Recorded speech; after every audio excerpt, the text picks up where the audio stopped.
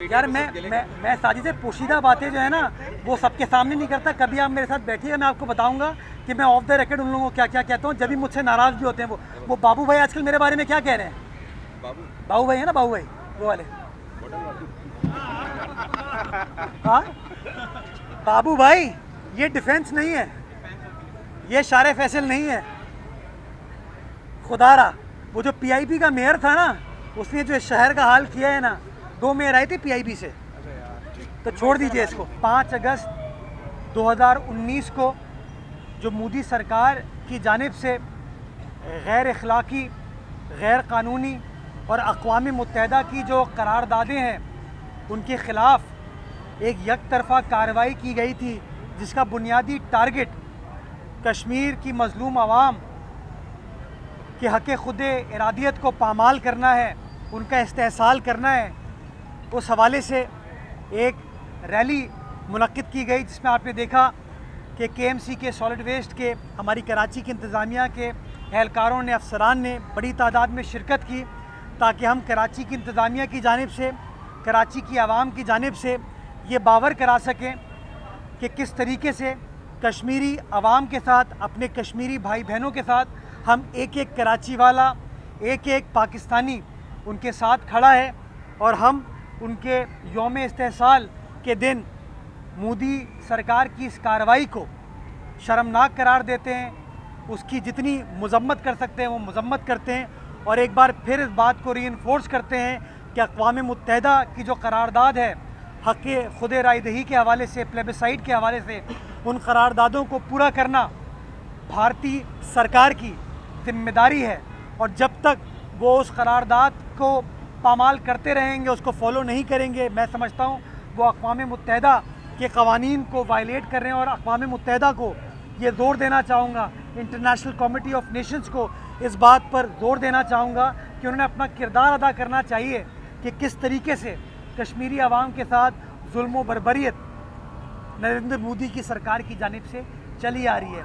ज़रूरत इस बात की है कि फ़ौरी तौर पर इस मसले को अक़वाम मुत्तहिदा की करारदाद के ऐन मुताबिक हल किया जाए, और जब तक ये हल नहीं होता, हम उस वक्त तक एक एक पाकिस्तानी, एक एक कराची वाला अपने कश्मीरी भाई बहनों के साथ है। और हम यही नारा लगाते हैं कि कश्मीर बनेगा पाकिस्तान। मार्टिन लूथर किंग ने एक बड़ी फेमस लाइन कही थी, वो मैं दोहराना चाहूँगा, injustice anywhere is a threat to justice everywhere.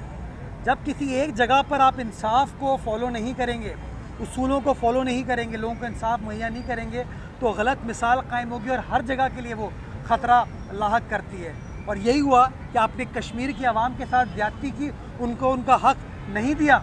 वही चीज़ फ़लस्तीन में हो रही है, वही चीज़ कल आपने देखा, परसों देखा कि बरतानिया में इस तरह की चीज़ें स्टार्ट हो गई हैं। ये जो जारियत है ना, ये जो लोगों के हुकूक को गसब करना, पामाल करना जो है, अगर बैनुल अक़वामी इदारे इसके ऊपर खड़े नहीं होंगे और लोगों को इंसाफ फराहम नहीं करेंगे, तो वो लोग जो गासिब हैं ना, वो लोग जो चीज़ों को कब्ज़ा करना चाहते हैं, उनको तक़वियत मिलेगी। और मैं समझता हूँ हमें ये फ़ैसला करने की ज़रूरत है, अक़वाम मुत्तहिदा को, OIC को ये फ़ैसला करने की ज़रूरत है कि अगर वो उन असूलों को, जहाँ पे मुसलमान इलाक़े हैं वहाँ पर उसको बावर नहीं करा सकते, उन असूलों को इन्फोर्स नहीं करा सकते, तो ये जो पोलराइजेशन दुनिया में बढ़ती जा रही है, ये झगड़े बढ़ते जा रहे हैं, ये ख़तरा है हम सब के लिए। तो ज़रूरत इस बात की है कि इंसाफ पर मबनी फ़ैसले जो किए गए हैं, उनको सारी दुनिया में अक्रॉस द बोर्ड एक उसूल के तहत कि हर इंसान का ये हक़ है कि उसको इंसाफ मिलना चाहिए, चाहे वो इंसान बरतानिया में बसता हो, अमेरिका में बसता हो, फ़लस्तीन में बसता हो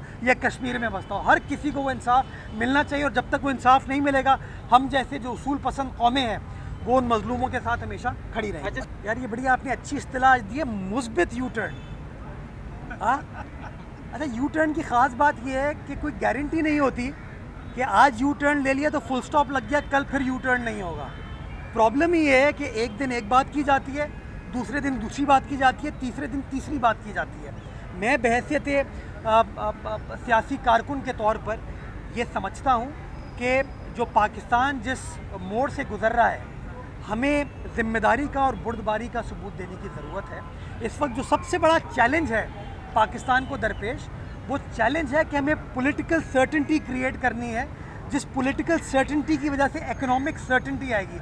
और इकोनॉमिक सर्टेनिटी आने की वजह से एक आम आदमी को जो ये इन्फ्लेशन का ख़तरा है, महंगाई का खर्चा है, भूख का, गुर्बत का, अफलास का ख़तरा है, हम उन चीज़ों को ओवर करने में कामयाब हो पाएंगे। तो मैं उम्मीद करता हूँ कि खान साहब हों या और सियासी लीडरान हों, वो बुर्दबारी का सबूत दें, अपनी ज़ात से आगे सोचें और अपनी ज़ात से आगे जमहूर का, जमहूरियत का, पाकिस्तान की 25 करोड़ आवाम का सोचें। मैं समझता हूँ जिस दिन ये सोच गालिब आ गई, हम सब ज़िम्मेदारी के साथ अपनी 25 करोड़ आवाम की खिदमत भी कर पाएंगे और उनके मसाइल हल करने में ज़िम्मेदारी के साथ अपना किरदार अदा कर पाएंगे। मैं तो तैयार हूँ, मैं तो रोज़ जिद्दोजहद, काविश यही है मेरी कि हम तो अपनी आवाम के साथ खड़े हैं। मैं तो उन लोगों में से हूँ जो पाकिस्तान के बाहर थे, पढ़ लिख के वापस पाकिस्तान आए हैं और इस सोच के साथ हैं कि ये हमारा मुल्क है, बजाय इसके हम कहीं बाहर बैठ के चीज़ों को, उन ममालिक की खिदमत करें, वहाँ टैक्स पे करें।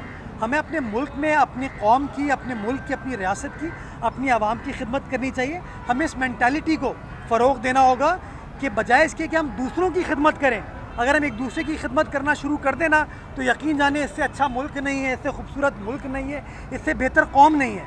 हम लोग सिर्फ ये सोच उजागर कर लेना कि मेरी ज़ात से आगे सोचने की ज़रूरत है। जिस दिन हम सबका सोचेंगे तो मुस्बित तरीके से काम हो पाएगा। बाकी मेरी काविश, मेरी सियासी जमात की तो डेली ये काविश है कि किस तरीके से गरीब आदमी की खिदमत की जा सकती है, किस तरीके से लोगों के हालात को बेहतर बनाया जा सकता है। जब मैं ख़ुद अभी शहर का राउंड करके आया हूँ, रात को भी मैं निकला था। कल वाटर बोर्ड इंतज़ामिया ने बहुत अच्छा काम किया, मैं उसकी तारीफ़ करूँगा कि डांट डपट का फ़ायदा होता है।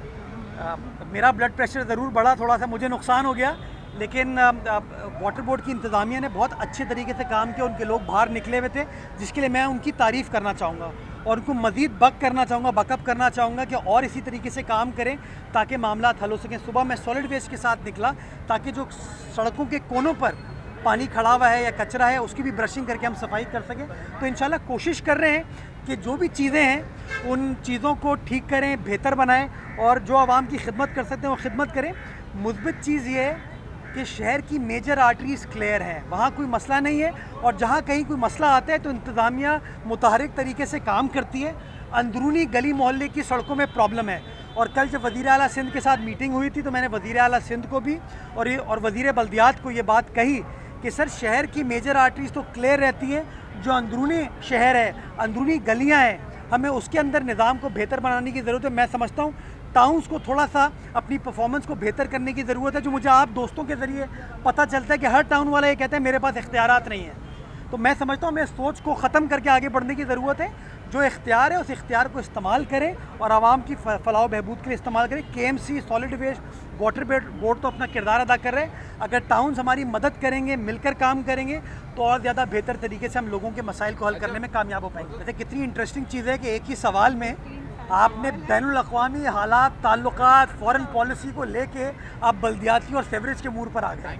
कभी कभार हमारे मुल्क का मसला यही है कि एक ही बंदा हर चीज़ का एक्सपर्ट होता है, तो थोड़ा सा हमें सोचने की ज़रूरत है। फ़ॉरेन पॉलिसी का मैं एक्सपर्ट नहीं हूँ। मैं ये समझता हूँ कि 75 साल हो गए हैं लेकिन अभी तक कश्मीरी अवाम को उसका हक़ नहीं मिला। पाकिस्तान पीपल्स पार्टी की सोच, नज़रिया भुट्टो साहब से लेके बीबी शहीद से लेके आसिफ साहब से लेकर और अब बिलावल साहब तक सोच ये रही है कि हम कश्मीर के अवाम के साथ खड़े हैं, हम कश्मीरी अवाम को सपोर्ट करते हैं, उनके गमी में, खुशी में उनके साथ हैं। और जब भी हम कहीं इंटरनेशनल इवेंट पर जाते हैं, बैनुल-अक़वामी लीडरान से बात करते हैं तो इस बात को ज़ोर देते हैं कि कश्मीरी अवाम के साथ ज़्यादती का सिलसिला ख़त्म होना चाहिए। और मैं उम्मीद करूँगा कि हर सियासी जमात का लीडर जब बैनुल-अक़वामी सतह पर जाएगा तो इसी बात को रिइटरेट करेगा। फ़ॉरेन मिनिस्टर्स तो ये बात करते हैं, लेकिन मैं समझता हूँ हर सियासी कारकुन को, लीडर को ये बात करनी चाहिए। जो दूसरी बात आपने की सेवरेज के निज़ाम से, मैं साजिद कई बार ये कह चुका हूँ, $1.6 बिलियन हमने KWSSIP के ज़रिए वर्ल्ड बैंक से एक लोन लिया है, जिसके ज़रिए कराची के अंदर जो सेवरेज की लाइंस हैं उनको रिप्लेस किया जाएगा और जो वाटर लीकेजेस हैं उनको एड्रेस किया जाएगा। उसके अंदर 3 फेज़ में ये काम होना है। पहले फेज़ पे काम चल रहा है, जो सेकंड फेज़ है उसमें K4 ऑगमेंटेशन का काम भी होना है, तकरीबन कोई 170 अरब रुपए की लागत से, जिसका PC1 एक्नेक अप्रूव नहीं कर रही थी, पिछले दिनों उसने अप्रूव कर दिया है, तो हमें लेटर ऑफ ऑथराइजेशन इशू हो गया है। तो अब इंशाल्लाह उसका प्रोक्योरमेंट का सिलसिला स्टार्ट होगा। गालिबन अक्टूबर के बाद इसकी प्रोक्योरमेंट जो है फाइनलाइज हो जाएगी और हम फिर इन चीज़ों को आगे ले जा पाएंगे। तो 1.6 billion dollars Pakistan Peoples Party की लीडरशिप ने, सिंध हुकूमत ने, हम लोगों ने मैनेज किए हैं ताकि कराची के सेवरेज के और पानी के लीकेज के मसाइल को हल किया जा सके और लोगों के जो देरीना मसाइल हैं इनको हम हल करें। इसी के अंदर पंपिंग स्टेशंस की जो बेहतरी है उसके ऊपर भी इंशाल्लाह काम किया जाएगा। तो मैं आपको इंशाल्लाह इसके ऊपर गाहे बगाहे अपडेट देता रहूँगा जैसी तमाम अप्रूवल्स हो जाते हैं। देखें, मैं ये समझता हूँ और वज़ीर आला सिंध ने ये बात कई बार की है कि सूबा सिंध जो है वो पाकिस्तान का एनर्जी बास्केट है। वो क्यों है कि सूबा सिंध वाहिद पाकिस्तान का सूबा है जिसके पास हवा से बिजली पैदा की जा सकती है और इस वक्त 1270 मेगावाट झिम्पीर में बिजली पैदा की जा रही है। थर कोल जिसके ऊपर लोग मजाक उड़ाते थे, डाउट करते थे पीपल्स पार्टी की नीयत को, हमने बीबी शहीद का जो ख्वाब था थरकोल का वो आसिफ जरदारी साहब ने शर्मिंदा ताबीर किया, जिससे इस वक्त 3,200 मेगावाट बिजली पैदा हो रही है जो कि अगेन सस्ती बिजली है। 70% जो पाकिस्तान की गैस है 65% वो सूबा सिंध से दरियाफ्त होती है। हमारे पास जो नूरियाबाद पावर कंपनी का 100 मेगावाट का प्लांट है जो कि सिंध गवर्नमेंट का प्लांट है जो कि कराची को सस्ती बिजली दे रहा है, वो भी हमारे पास है। हम ये समझते हैं कि जो पीपल्स पार्टी की क़यादत ने एनर्जी सॉल्यूशंस के लिए जो फ़ैसले किए उसके बड़े मुस्बित असरात थे, लेकिन जब हम ये फ़ैसले कर रहे थे तो नतीजा क्या हुआ, थरकोल को रोक दिया गया। नतीजा क्या हुआ कि नूरियाबाद पावर कंपनी के ऊपर वज़ीर आला सिंध के ख़िलाफ़ नैब का मुकदमा बन गया जो कि आज भी वो नैब का मुकदमा फेस कर रहे हैं। तो मैं ये समझता हूँ हमें अपनी पॉलिसीज़ के अंदर एक शिफ्ट लाना होगा, out of the box solution जो हमारे पास मौजूद हैं उनको इस्तेमाल करना होगा। हमारी झिम्पीर के अंदर अभी भी तकरीबन कोई 5,500 से 6,000 मेगावाट बिजली पैदा की जा सकती है। पोटेंशियल बताया जाता है कि 50,000 मेगावाट है, लेकिन अभी भी 5,000 से 6,000 मेगावाट बिजली पैदा की जा सकती है, लेकिन वफाकी हुकूमत उसके ऊपर उस तरह का इंटरेस्ट नहीं ले रही। मैं आपके चैनल के तवस्सुत से, इस मीडिया टॉक के तवस्सुत से ये ज़ोर देना चाहूँगा कि जी इस पर आप प्रोविंशियल गवर्नमेंट को सपोर्ट करें। सिंध हुकूमत ने एक बड़ा अच्छा इदारा बनाया, उसका नाम है SEPRA, Sindh electric power regulatory authority, जो कि सूबाई सिंध के अंदर बिजली पैदा करके लोकली ट्रांसमिट करने का एक इदारा है। हमें तक़वियत फराम करें, उसमें रोड़े ना अटकाएँ। तो मैं ये समझता हूँ कि सस्ती बिजली सोलर के ज़रिए, हवा के ज़रिए और कोयले के ज़रिए सूबाई सिंध के अंदर पैदा की जा सकती है, जिसका फ़ायदा हमारी सिंध की भी आवाम को होगा और सिंध की आवाम का फ़ायदा करने के बाद हम इस बिजली को अपने मुल्क के बाकी हिस्सों में भी प्रोवाइड कर सकते हैं। मैं एक बार नहीं कई बार कह चुका हूँ कि इनका कोई इंटरेस्ट नज़र नहीं आता। मैं बार बार कहता हूँ जब कोई मोटरवे से गुजरता है ना तो इल्ज़ाम लगाता है सिंध हुकूमत पे। उनको पता होना चाहिए मोटरवे वफाकी हुकूमत बनाती है और वफाकी हुकूमत ने सारे मुल्क में मोटरवे बना दिया है। हमारे जब सूबा सिंध में आते हैं तो कराची हैदराबाद का हाल आपने देखा, उसको आप मोटरवे कह सकते हैं? नहीं कह सकते, वो मोटरवे नहीं है उसका जो हाल है। उसके बाद जो हैदराबाद से सखर बनना है वो अभी तक उन्होंने नहीं बनाया, कहते पब्लिक प्राइवेट पार्टनरशिप में बनाएंगे। अपने सारे मोटरवे उन्होंने पंजाब के, खैबर पख्तूनख्वा के PHDP फंड के ज़रिए बना लिए, लेकिन हमारे सूबा सिंध की बारी जब आती है, वो सूबा जो पाकिस्तान का सबसे बड़ा रेवेन्यू कॉन्ट्रीब्यूटर है, तब वो कहते हैं इसको हम पब्लिक प्राइवेट पार्टनरशिप में बनाएंगे। तकरीबन 200-225 अरब रुपए का प्रोजेक्ट है और जो मौजूदा मुआशी हालात हैं उसके अंदर कोई कंपनी वो इंटरेस्ट नहीं ले रही कि पब्लिक प्राइवेट पार्टनरशिप पे इस प्रोजेक्ट को एग्जीक्यूट किया जा सके। खान साहब के दौर से लेके शहबाज शरीफ साहब का पहला दौर और अभी दूसरा दौर, अभी तक कोई चीज़ पेशरफ इसके अंदर नहीं हुई। मीडिया भी करते हैं, वफाक में आप साथ बैठे हुए हैं, तो ये गिले तो वहाँ पर होने चाहिए, आप यहाँ पर मीडिया यार मैं साजिद पोशीदा बातें जो है ना वो सबके सामने नहीं करता। कभी आप मेरे साथ बैठिएगा, मैं आपको बताऊंगा कि मैं ऑफ द रिकॉर्ड उन लोगों को क्या क्या कहता हूँ, जब भी मुझसे नाराज़ भी होते हैं। वो बाबू भाई आजकल मेरे बारे में क्या कह रहे हैं? बाबू भाई है ना, बाबू भाई वो वाले, हाँ बाबू भाई, ये डिफेंस नहीं है, ये शारे फैसल नहीं है। खुदारा वो जो PIP का मेयर था ना, उसने जो शहर का